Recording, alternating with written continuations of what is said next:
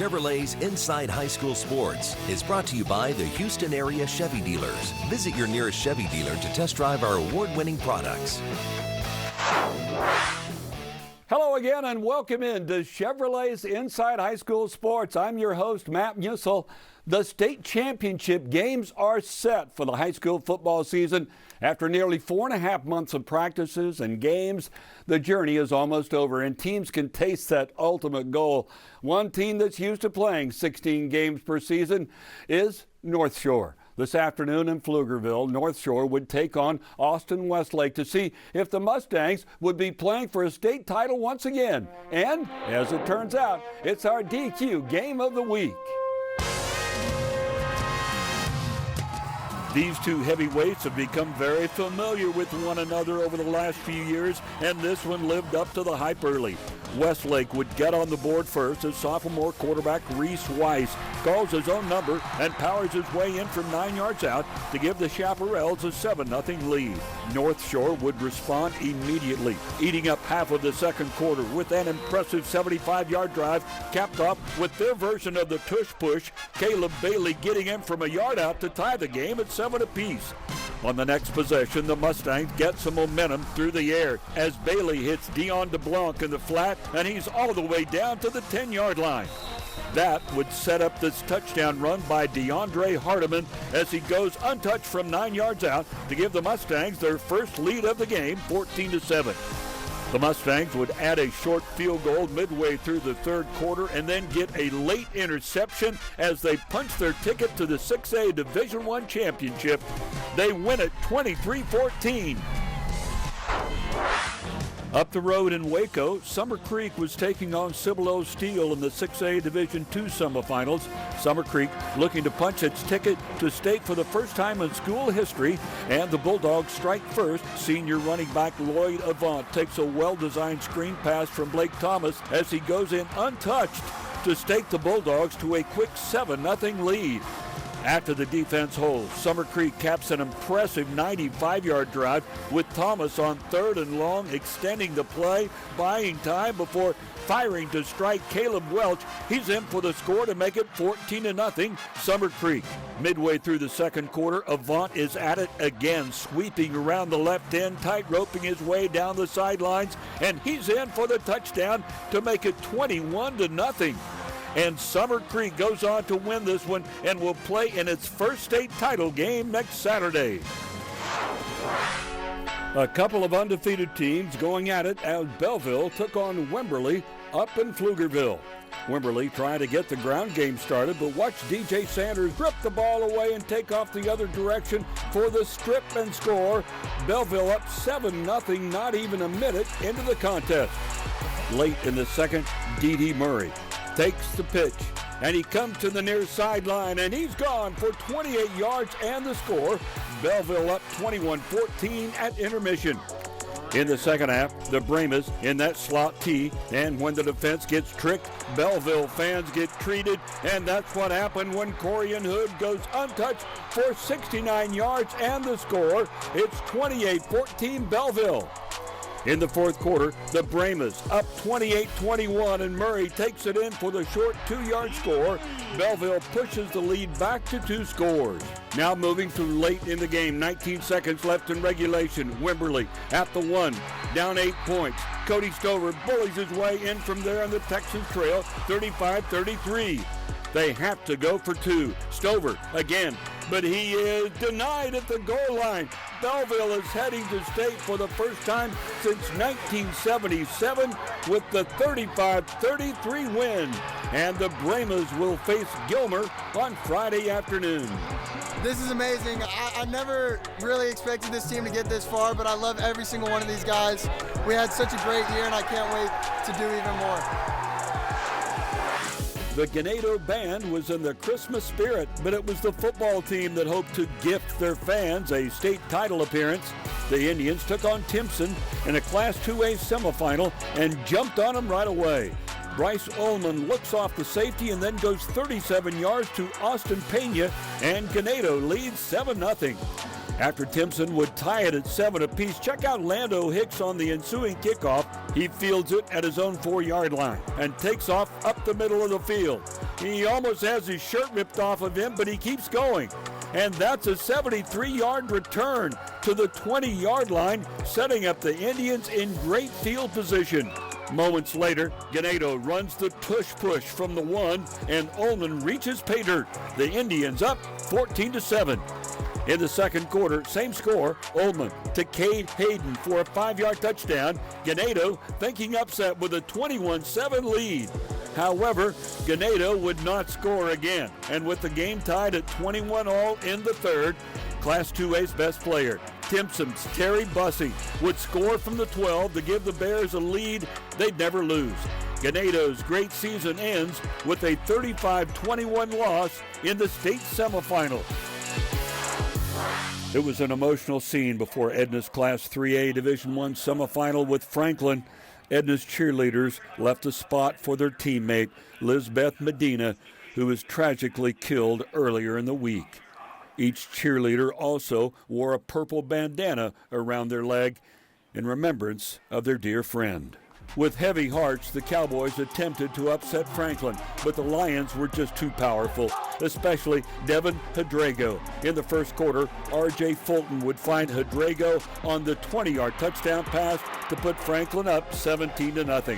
Hadrago found himself open the entire first half. Here he reels in a 52-yard touchdown pass for one of his 4 scores before halftime, and Franklin would end Edna's terrific season with a 52-14 win.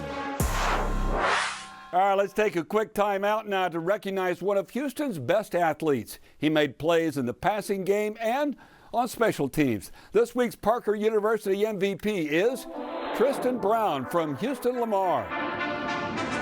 Lamar's Tristan Brown has been a problem for defenses in District 18-6A. Brown was the district's offensive MVP in 2023 as he put up stellar numbers, 44 catches for 866 yards and 10 touchdowns as a wide receiver. Brown also scored 2 more touchdowns in the return game. For his Texan career, Tristan caught 92 balls and found the end zone over 30 times. With speed and moves for days, Brown is dangerous in all facets of the game. Tristan has committed to Vanderbilt.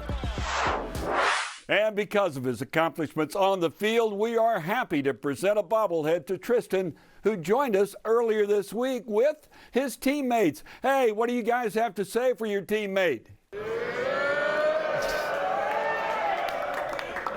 Hey, I love that support, Tristan. Okay, you were one of the fastest playmakers in the state this past season. Tell us how you saw your speed frustrating opponents throughout the year. I really just use my speed, just get away, and just use it as getaway speed. And can't nobody catch me. I'm one of the fastest on the field.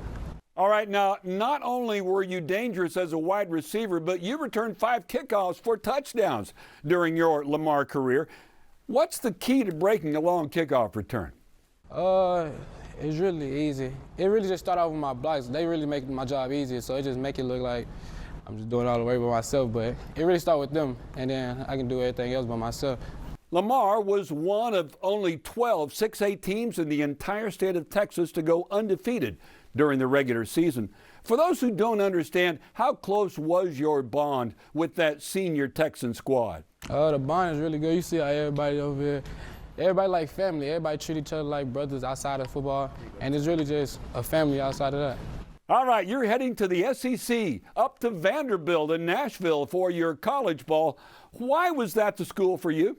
For number one, Vandy's in the SEC. I always wanted to play at the top of the top and play with the big odds. And I really got a chance to do that, and I feel like that's a good program. And I really just like go with the plan that Coach Lee has for the program. All right, Tristan, thanks so much for joining us, and good luck in your future. Hey, with the football season winding down, it's time to turn our attention to the basketball season. We had some good matchups this week, so let's take a look at the action.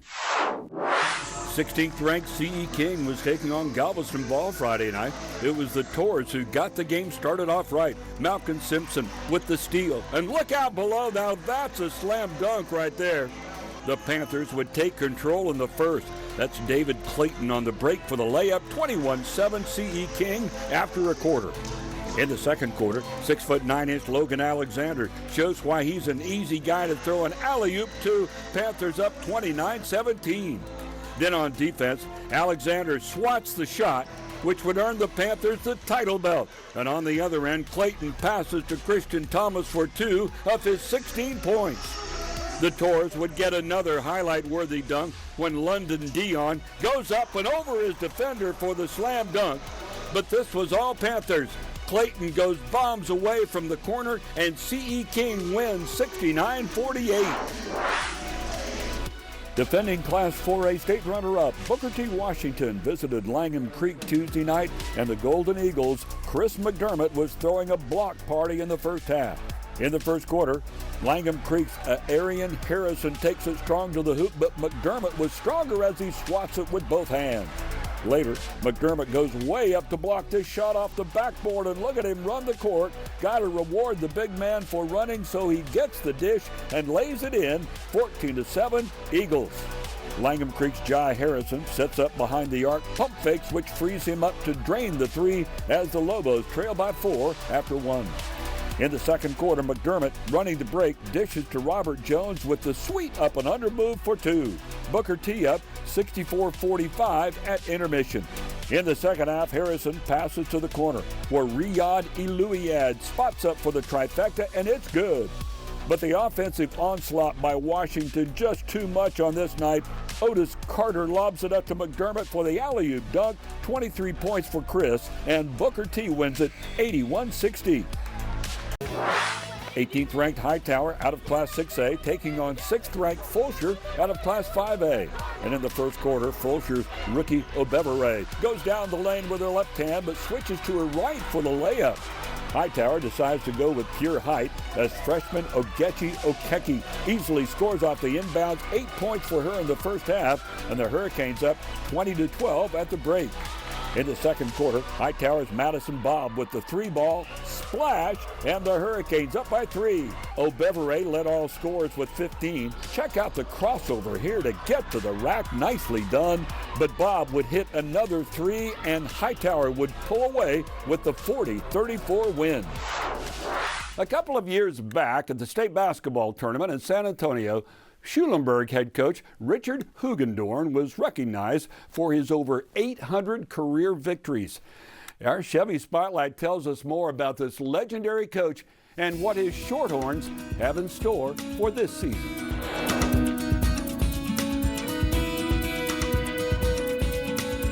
In a small practice gym in Schulenburg, Richard Hugendorn begins his 45th year of coaching and his 23rd season as the Shorthorns head coach. After such a long and successful career, it would be understandable for him to ride off into the sunset. But that's simply not Coach Hoog's way. It's not a job for me. I love the kids and I love being around them and I love basketball. I'm old enough to retire, but I'm still happy with what I'm doing. And what Coach Hugendorn is doing is winning games, a lot of them. He's eclipsed well over 850 wins in his high school career, and he's closing in on 900. Schulenburg is a small 2A school, but Coach Hoog always loves to challenge his boys. So when it's schedule-making time, he seeks out larger schools. Might be one reason he hasn't reached 900 wins already. We play the toughest schedule that I can put together. My wife tells me all the time that I would have won a lot more games in my career if I played 1As and 2As, but that's just not what we do. So I really believe it's going to help us in the end. The Shorthorns have struggled out of the gates as they were winless through their first 7 games, but that's okay. Coach Hoog's teams have often started slow but finished strong. They've been to a couple of state tournaments, including 2020, and they've also been to several regional tournaments. His athletes respond well to Hugendorn's positive approach. Power of the tongue is one of the things he preaches a lot. Don't speak negative and expect positive things to happen. If you say can't, you're in trouble. You get a prize. The prize is bear crawls, or whatever punishment we can give you to remind you that you can do all things in Christ, so you don't ever need to say that you can't. The 2023 version of the Shorthorns are young and fast. Sometimes Coach Hook feels his guys may be too fast, but they know their quickness will cause problems as the year progresses. We got a bunch of quick guys, athletic guys that we can use on defense. I think defense will be our biggest thing of the year. We got a bunch of guys that can get out, run the floor, and a lot of guys that can shoot the ball. We're young Lions. They don't know how good they could be. Because I've been around for a while, gauging this team with the other teams that I've had, I think we've really got a chance to be successful.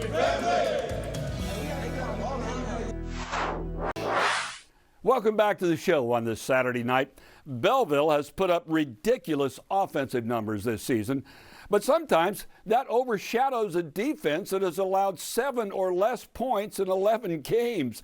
We talk more about one of the Brahma's defensive stars in our Randall's Next Level.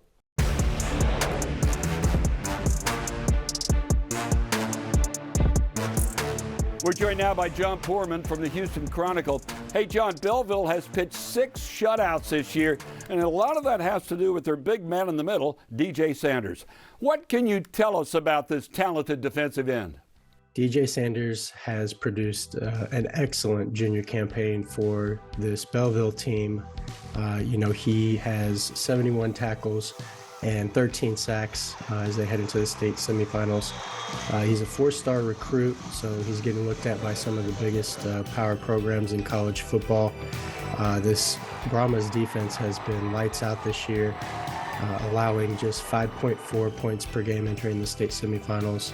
And he's been a big reason for that success, right there in the middle of the action, stuffing the run and getting after the passer. All right, John, thanks so much for joining us, and we'll catch up with you again next week. And that's going to do it for this week's show, but make sure to join us next week as we head to state championship weekend. Thanks for joining us, and until next week, here's a look at some of the best plays from last week in the UPS Store Plays of the Week. Good night.